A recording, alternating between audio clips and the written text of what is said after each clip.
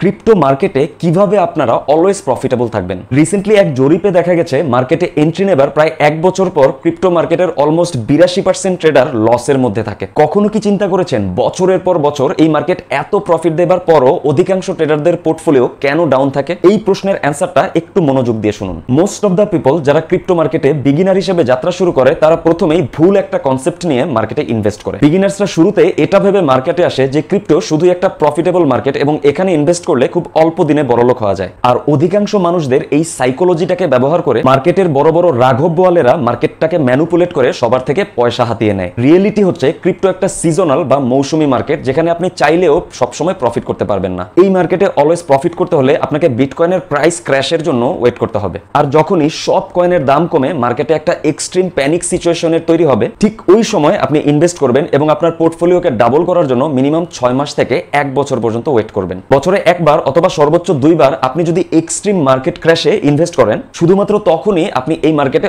Always profitable থাকবেন। আর পারতপক্ষে future and option trading থেকে দূরে থাকবেন আর স্পট ট্রেডিং এ বেশি ফোকাস করবেন। আর সবসময় মনে রাখবেন ক্রিপ্টো মার্কেটকে ঘন্টায় ঘন্টায় ম্যানুপুলেট করা হয়, যার কারণে সবসময় হোয়েলস আর মার্কেট মেকার যারা এক্সচেঞ্জার আছেন তাদের কথা অনুযায়ী মার্কেট চলে। এই ধরনের secret and previous experienced suggestion পেতে দ্য বুলিশ ট্রেডার চ্যানেলটিকে ফলো করবেন।